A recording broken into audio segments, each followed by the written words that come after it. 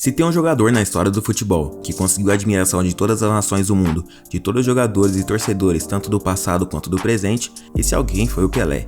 O único a ter conquistado 3 Copas do Mundo e o único a ser respeitado e idolatrado por todos. Podem existir craques no mundo da bola, mas igual a ele será difícil. Existem os jogadores de futebol e existe o Pelé. Quando ele entrava em campo, o mundo e o Brasil paravam para vê-lo jogar. Tenta levantar para Pelé, escorregou na hora para no peito, domina, drible espetacularmente, vai tirar a perigo! Hoje, você irá conferir o É por isso que chamam o Pelé de rei do futebol. Mas antes, deixe seu like e se inscreva no canal para você não perder nenhuma novidade.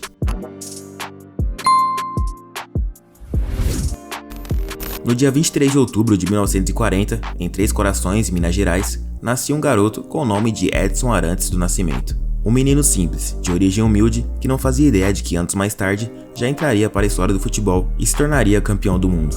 O pai do Pelé, o senhor João Ramos do Nascimento, conhecido como Dondinho, também foi jogador de futebol. Em campo, ele já fez algo que nem mesmo o filho conseguiu fazer. Dondinho marcou 5 gols de cabeça em um único jogo.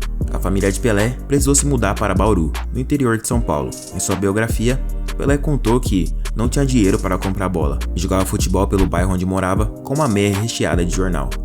Dico, como era chamado na infância, jogou em alguns times locais e passou a ser chamado de Pelé porque chamava o Bilé do Vasco dessa maneira. O garoto franzino fazia mágica pelos times amadores de Bauru e logo foi descoberto pelo ex-jogador Valdemar de Brito, que levou o garoto para a base do Santos aos 15 anos de idade, em 1956. E não demorou muito para que todos percebessem que ele seria um dos melhores jogadores de todos os tempos. Pelé entrou para a história com 17 anos de idade, na Copa do Mundo de 1958.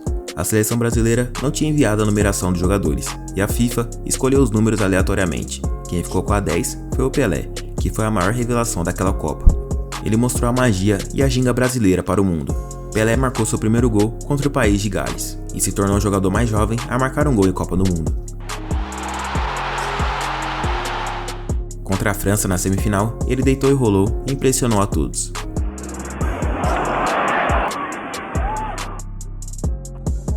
Третий мяч. И вот пятый в ворота. Pelé marcou 3 gols e o Brasil venceu os franceses por 5-2. Já na final, a seleção brasileira enfrentou a Suécia e o Brasil impressionou o mundo com o futebol arte. Pelé encantou com sua magia e genialidade. Em casa, os suecos viram Pelé marcar um gol de cabeça e também marcar um gol que entrou para a história do futebol e para a história das Copas do Mundo. Tenta levantar para Pelé, escorregou na hora para no peito, domina, drible espetacularmente, vai tirar a perigo!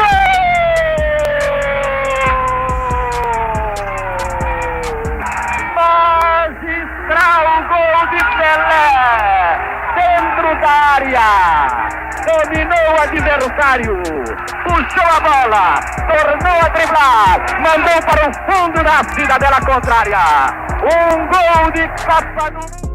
O Brasil venceu a Suécia por 5-2, com o show de Pelé, que marcou 2 gols, e com o show da seleção, que conquistou o título da Copa do Mundo de 1958. Ali, começava o reinado de Pelé, com apenas 17 anos. Ele chamou a atenção do mundo e diversos times europeus queriam o jogador do Santos, mas o menino da Vila permaneceu no Brasil para conquistar mais alguns títulos pelo Peixe. Uma partida icônica por lá foi quando ele marcou 8 gols na Vila Belmiro contra o Botafogo, e o Santos venceu por 11-0. Na Copa seguinte, em 1962, Pelé se machucou no segundo jogo e ficou de fora do restante dos jogos. Naquela Copa, o Brasil se tornou bicampeão. Na Copa de 66, o Pelé apanhou muito. Ele sofreu diversas faltas graves em campo e até pensou se aposentar da seleção. Mas, felizmente, ele voltou atrás e fez parte do time que contava com Rivelino, Jairzinho, Carlos Alberto Torres, Tostão, Gerson, Clodoaldo, Félix. Essa era considerada uma das melhores seleções de todos os tempos, na Copa do Mundo de 1970. Um ano antes, Pelé havia marcado um gol histórico de bicicleta contra o Corinthians, que ficou na memória de todos que viram o lance. Na Copa de 70, no México, a seleção brasileira jogou muito. Foi um time que entrou para a história. Grandes dribles, grandes jogadas e, claro, belos gols durante a Copa. Pelé anotou 4, e o Jairzinho, que jogava muito, marcou 7. Na semifinal contra o Uruguai, o Fontes pisou no Pelé e ele ficou bravo. Em outro lance, Pelé corre e Fontes vem atrás. O jogador brasileiro dá o troco dando uma cotovelada na cara do jogador uruguaio. The defender is Fontes. Now, what's the referee gonna do here? Foi um lance genial, porque o Pelé foi quem recebeu a falta. Na mesma partida, ele quase fez um golaço, onde driblou o goleiro com maestria sem tocar na bola. Here is Tostão, looking to put a cherry on top. Pelé around the keeper. This is audacious from Pelé, and just wide at the end. Well, have you ever seen anything quite like that in your life?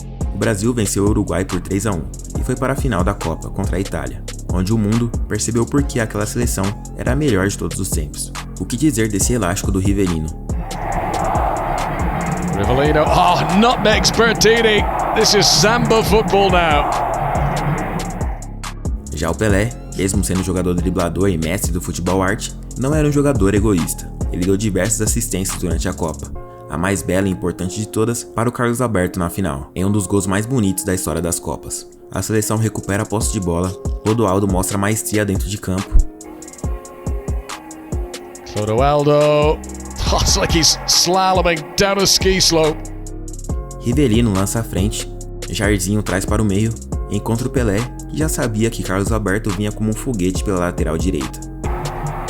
Rolls it for Carlos Alberto! Well, that is simply magnificent! Pelé também marcou um gol de cabeça na final, e a seleção brasileira venceu a Itália por 4-1. O Brasil se tornou tricampeão mundial. O Rei ficou no Santos por 19 anos, até que em 1975 ele assinou com o time Cosmos, dos Estados Unidos.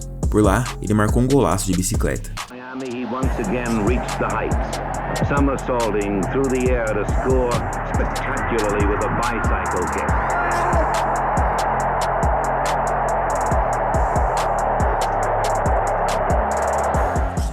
Pelé jogou até 1977, quando se aposentou aos 36 anos de idade.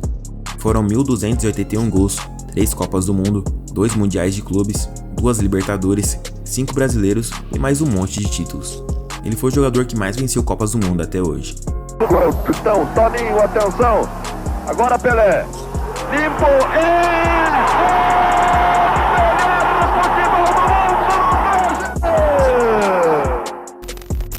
O Pelé era destro, mas treinou tanto a perna esquerda que virou um ambidestro e se tornou uma máquina de fazer gols. Ele marcou seu 10º gol em 1969, contra o Vasco, em uma cobrança de pênalti. Pelé, a penalidade máxima!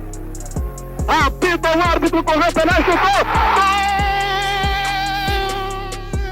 Último gol do maior jogador de futebol do mundo! No Peixe, foi onde ele marcou seu gol mais bonito de todos. Pelé deu chapéu em 3 jogadores e ainda chapelou o goleiro. Infelizmente, não houve nenhuma filmagem do gol, mas o que temos é uma simulação do gol que dá pra ter ideia da obra de arte que foi.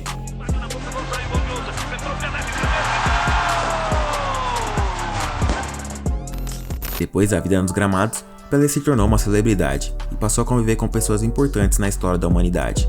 Mas ele não perdeu sua simplicidade, ele sempre tratou todas as pessoas com gentileza e humildade. Pelé sempre deu atenção a todos, mesmo sendo um rei e ícone do esporte, por dentro ele ainda era aquele garoto dos tempos de Bauru, que só queria saber de futebol.